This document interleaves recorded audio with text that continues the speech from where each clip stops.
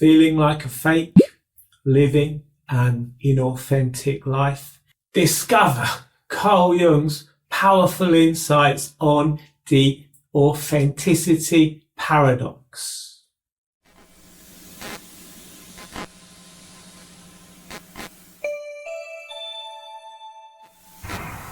Hello everyone, welcome back to the channel. If you're new here, subscribe. Today we're talking about authenticity. Have you ever felt yourself acting like a completely different person depending on who you're with? Maybe you felt that gnawing emptiness after getting exactly what you thought you wanted. I remember once I wanted a new car, brought the new car, and I instantly felt misery, instantly felt buyer's remorse. Have you ever felt anything like that? Let me know in the comments below. According to research, 70% of people report feeling like they're living inauthentically. Today, we're diving into what might be the most important journey you'll ever take, becoming who you truly are. And to guide us, we'll explore the revolutionary ideas of Carl Jung. Carl Jung's work on authenticity remains as relevant today as it was a century ago. But before we dive in to Jung's wisdom, let's take a look at what's at stake. In our modern, hyperconnected world, we're constantly comparing ourselves to others, constantly comparing ourselves to things we see on social media, curating our online personas and chasing external validation. This disconnect between our presented self and our true feelings create what's known as cognitive dissonance. Cognitive dissonance is a psychological tension that drains our energy, can cause us to experience anxiety, and it undermines our overall well-being. When we're consistently burying our true feelings, acting against our values, it undermines our self-esteem, causes us to experience increased anxiety, depression, and it can even cause physical symptoms like fatigue and insomnia. So authenticity isn't just some lofty philosophical idea, it's actually essential for your mental health. And this is where Carl Jung's insights become invaluable. Let's look at Jung's map to authenticity. Jung viewed authenticity as central to what he called individualization, the process of becoming your complete and unique self. So what are the two most critical obstacles on this journey? Let's explore. The first obstacle is what Jung called persona. Persona is the social mask you wear to fit in. Think about how you act at work compared to with your closest friends. It's different, isn't it? That's your persona at work.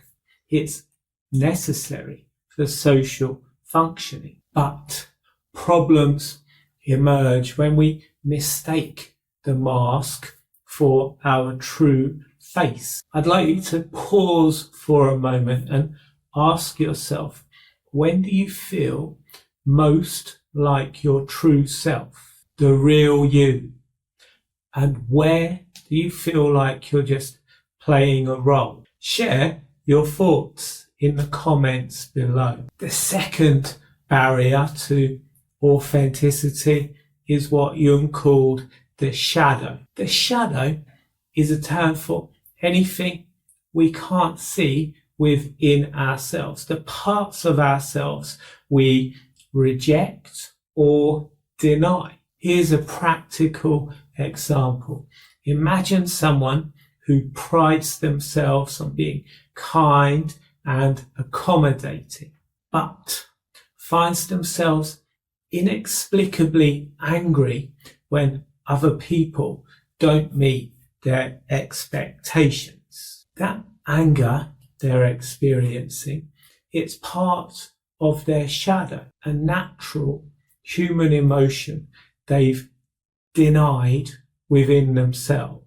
Jung would say that true authenticity comes from acknowledging these disowned parts of ourselves, these emotions that we've been taught to suppress, not to act on every impulse, but to integrate them consciously. When a person recognizes their shadow aspects, those shadow aspects lose their power over them. By losing those shadow aspects, they will no longer be able to control you from the unconscious. Now we come to the authenticity paradox, and you might find this idea really interesting, even fascinating. Critics of authenticity would say, if I have a dark impulse, should I just act on it? Jung would empirically say no. So would the police. The paradox is that true authenticity isn't about expressing every impulse. True authenticity is about conscious integration, acknowledging all parts of yourself while choosing how to express them. Express them in alignment with your deeper values. Think of it like an orchestra. You're the conductor. You recognize all of the instruments, but you're organizing them to play in harmony as opposed to chaos.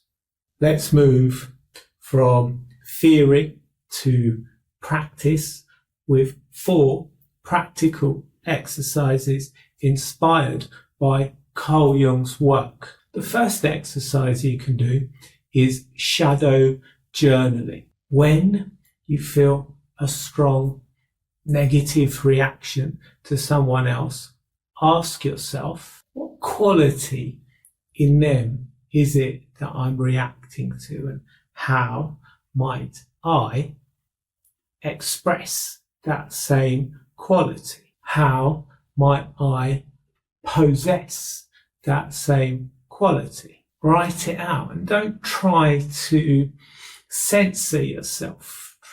Maybe see if you can write what it could be for 5 minutes without thinking about what you're writing, just letting your hand flow across the page. See what comes out. The second exercise is persona awareness. For 1 week, be very mindful of when your persona, your behavior is shifting around specific people.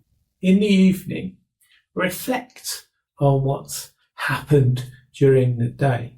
Ask yourself, who was I with? How did I present myself?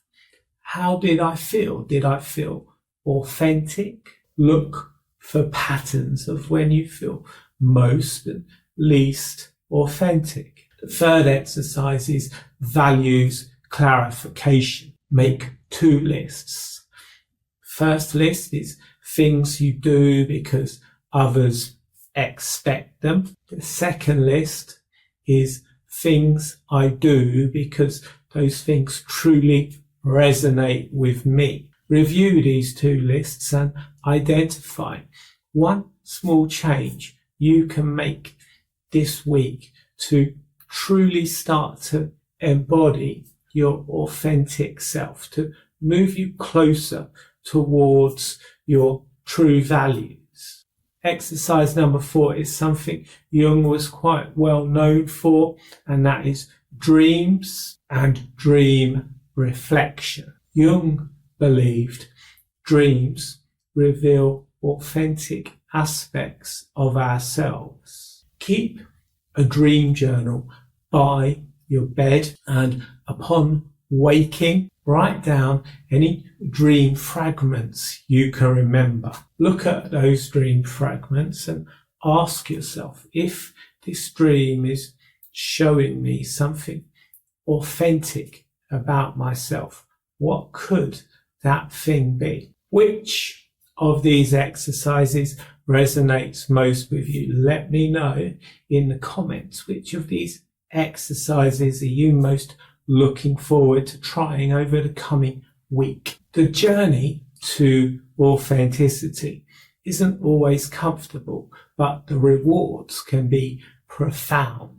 Research shows that people who live more authentically report stronger, more meaningful relationships, greater resilience during difficult times, reduced anxiety and depression symptoms, enhanced creativity and problem-solving abilities, a clearer sense of purpose and direction. Jung himself experienced this transformation after a period of intense inner work. He called that inner work his confrontation with the unconscious. After that inner work, he emerged with renewed creativity, and that creativity fueled his most important contributions to psychology. Authenticity isn't about being perfect. It's not about having everything figured out. Authenticity is about having the courage to know yourself and live from that knowledge, to live by your values. As Jung recognized, this journey isn't a destination. It's a lifelong journey, a lifelong process of growth and integration. It's about gradually bringing more of your true self into alignment with your outer life. I'd love to hear about your own experiences with authenticity. Let me know about them in the comments below. And starting in October, I have a new program which is all about living authentically. You can find details of that in the description below, where you'll also find my free Inner Child workbook.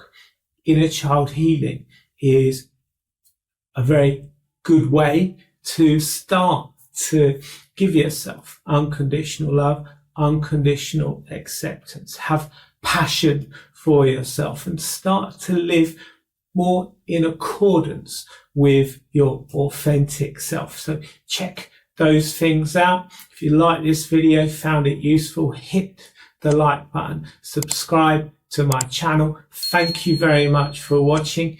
In the next video, we're going to explore Jung's fascinating concept of the collective unconscious and how ancient archetypes still influence our lives. So subscribe so you don't miss that. See you next time.